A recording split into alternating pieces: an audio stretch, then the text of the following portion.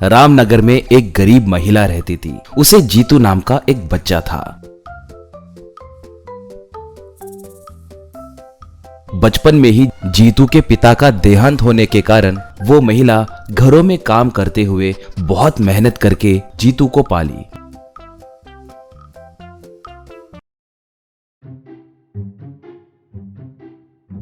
Jitu school जाता था मगर उसे पढ़ाई पे बिल्कुल दिलचस्पी नहीं रहती थी। हर दम स्कूल बंक मार के खेलना, सिनेमा देखना जैसे काम करते रहता था। माँ से झूठ बोलकर पैसे लेकर अय्याशी करता था। थोड़े साल बीते। जीतू अब बड़ा हुआ। वह अब भी दोस्तों के साथ दारू पीते हुए, जुआ खेलते हुए टाइम पास कर रहा था। एक बार उसकी माँ उससे, बेटा अब मैं और काम नहीं कर सकती, कल से तुम्हें ही घर संभालना होगा, कहीं काम करके 4 पैसे कमाओ बेटा, बोली। अब जीतू को क्या करना है कुछ समझ नहीं आया। वो, वाह, इतने दिन आराम से बीत गए, अब मैं क्या करूं? मुझे काम करना बिल्कुल पसंद नहीं है, ऐसे ही चला तो कैसे? कहकर मन में सोचा। एक बार वो गांव में से जा रहा था, तभी उसे एक सेकंड हैंड बाइक्स बेचने वाली दुकान दिखी।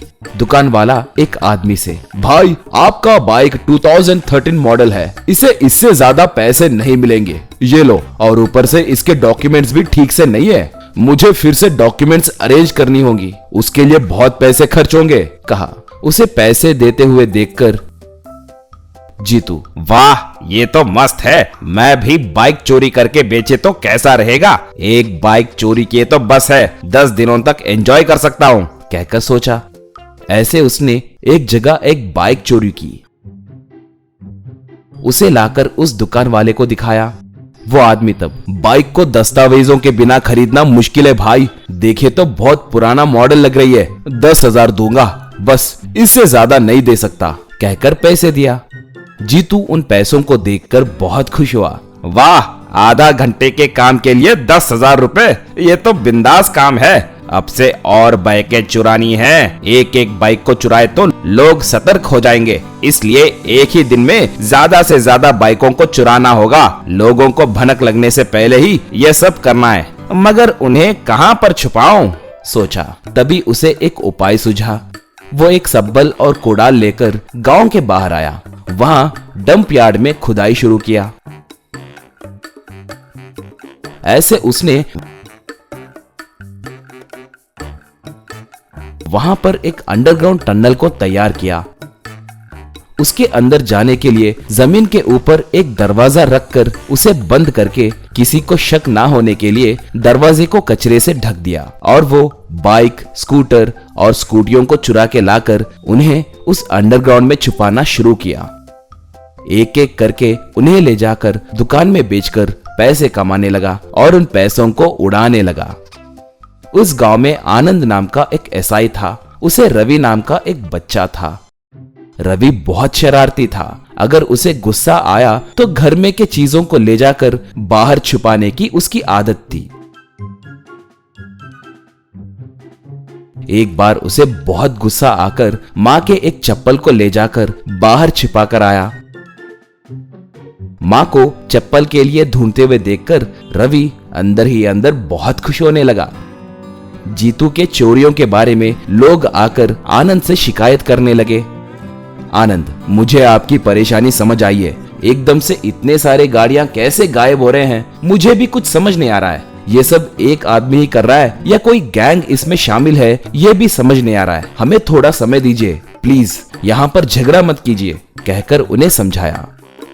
आनंद उस गुस्से में बाइक पे अपने घर को निकला। घर आए आनंद के पास से रवि झट से फोन छीनकर कुछ देखने लगा तो आनंद का गुस्सा और बढ़ गया। वो फोन को छीनकर रवि के सर पे एक मारकर, घर आए तो बस फोन छीनकर बकवास गेम्स खेलते रहते हो, यही मन पढ़ाई पे नहीं रखते, जाओ यहाँ से, कहकर गुस्सा किया। बस रवि को बहुत गुस्सा आया।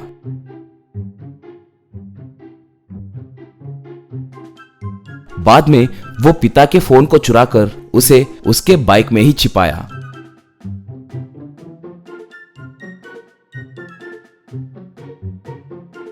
उस दिन रात के समय जीतू आकर आनंद के बाइक को चुराया।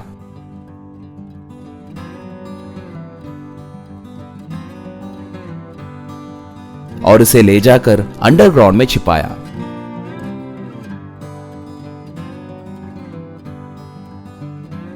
अगले दिन जब आनंद बाहर आया तो उसे अपनी बाइक दिखाई नहीं दी।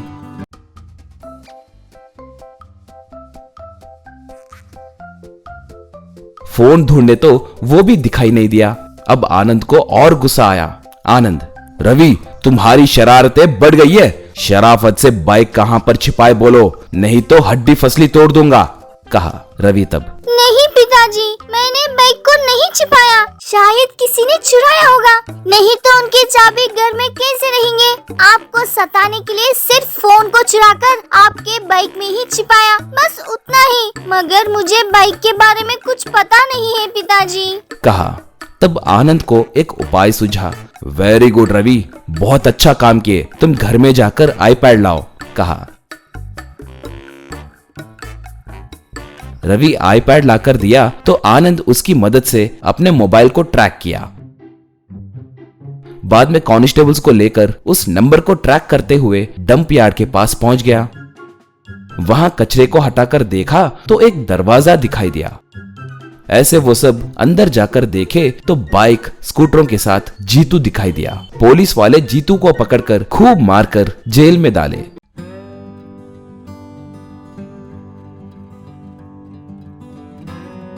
जेल से बाहर आने के बाद जीतू अच्छा आदमी बनकर काम करते हुए जीने लगा। एक गांव में दो बच्चे एक स्कूल में पढ़ाई कर रहे थे। पटेकर धनवान का बच्चा था, मगर मुंशी तो गरीब बच्चा था, लेकिन वो दोनों अच्छे बच्चे थे। पटेकर बहुत होशियार था, हमेशा स्कूल में फर्स्ट आता था, लेकिन मुंशी को इतना पढ़ाई नहीं आता था। एक बार पटेकर एक वुडन टाइगर का खिलौना लाकर मुंशी को दिया। फिर पटेकर, दोस्त, मेरा पिता का ट्रांसफर हो गया है, कल ही हम जा रहे हैं, हमारे दोस्ती के लिए ये खिलौना तुम्हारे पास रखो, फिर कब मिलेंगे कि क्या है, कहकर खिलौना दिया। तब मुंशी उसे गले मिलकर दुखी हुआ। ऐसे कुछ साल बीत गए। मुंशी बड़ा होकर पढ़ाई ठीक से ना करने की वजह से पिता का पारंपरिक व्यापार में चाट मसाला बेचने का काम करने लगा। उसकी बीवी और बच्चे थे। मिले हुए कमाई से सही गुजारा ना होने की वजह से मुंशी हमेशा दुखी होता था। पाटेकर तो अच्छा पढ़ाई करके कलेक्टर बन गया। भ्रष्टाचारों को सजा देते हुए, गरीब लोगों को मदद करते हुए बहुत अच्छा नाम कमाया। एक बार पटेकर उसके ऑफिस में बैठकर काम कर रहा था, तभी पियून आकर एक वुडन टाइगर खिलौना को लाकर पटेकर को दिया। फिर पियून, सर, बाहर कोई आदमी आकर इस खिलौना को देकर आपको देने के लिए कहा। मैंने कहा सर बिजी है, बाद में आने के लिए, लेकिन वो नहीं मान रहा है सर। कम से कम ये खिलौना आपको देने के लिए जिद कर रहा है सर, कहा। फिर खिलौना को देखकर पाटेकर, ओह माय गॉड, वो तो मेरा बचपन का दोस्त है, कहकर बाहर आकर देखा।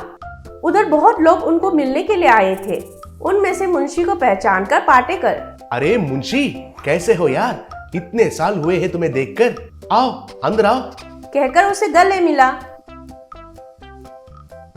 बाद में ऑफिस में पाटेकर ने उसका हालत पूछकर सब कुछ जाना। तब पाटेकर, फिर तो तुम्हारा व्यापार ठीक से नहीं हो रहा है कहते हो। ये लो, ये 1 लाख रुपए लेकर इस्तेमाल करो, और भी पैसे चाहिए तो पूछने के लिए शर्माना मत, कहकर पैसा दे रहा था।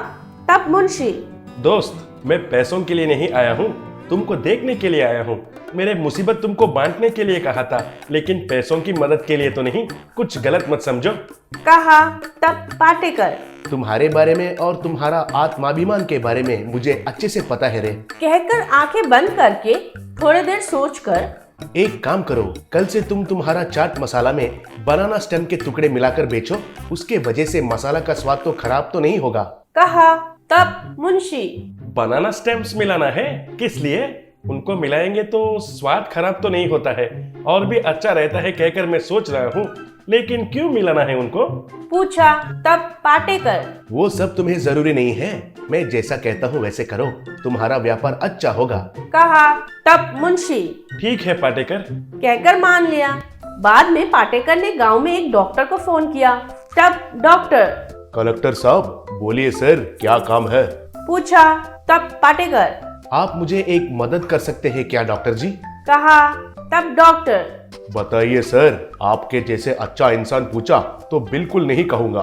बताइए क्या करना है। कहा। तब पाटेकर, आपके हॉस्पिटल के बाहर जो चाट मसाला का ठेला है वो मेरा दोस्त का है। उसका व्यापार ठीक से नहीं हो रहा है, इसलिए उसको चाट में बनाना स्टेम मिलाकर बेचने के लिए कहा था। वो सेहत के लिए बहुत अच्छा है कहकर कहीं पड़ा था। वो सच है क्या डॉक्टर जी? पूछा। तब डॉक्टर, हाँ सच में सर, वो सेहत के लिए तो बहुत बहुत अच्छा है। हर रोज 40 ग्राम खाएंगे तो उसमें रहने वाला फाइबर, पोटेशियम, विटामिन B6 के वजह से बहुत सारे उपयोग है। क्यों ऐसे पूछ रहे हैं सर? कहा। तब पाटेकर, मेरा दोस्त को बनाना स्टेम चाट बनाकर बेचने के लिए कहा था। आपके पास आने वाले मरीजों को उधर का चाट खाने के लिए बताइए सर। ये जो मदद है आपको करना होगा। कहा। तब डॉक्टर, ये मदद नहीं है जी, मेरा जिम्मेदारी है। इतना अच्छा खाना खाने को कहने के लिए मुझे तो कोई तकलीफ नहीं है। बिल्कुल रिकमेंड करूंगा सर। कहा। ऐसे गांव में सब डॉक्टर्स को फोन करके पाटेकर ने चाट के बारे में बताया। तब सारे डॉक्टर्स उनके पास आने वाले मरीजों को उधर चाट खाने के लिए कहने लगे। तब मुंशी के ठेले के पास भीड़ बढ़ गया था। वो बनाना स्टेम्स को टुकड़े करके चाट में मिलाकर लोगों को देते हुए व्यस्त बन गया था। पैसे अच्छे से मिलने लगे। फिर एक दिन मुंशी के ठेले के पास आया पाटेकर को धन्यवाद कहकर उसको बनाना स्टेम चाट मसाला बनाकर दिया।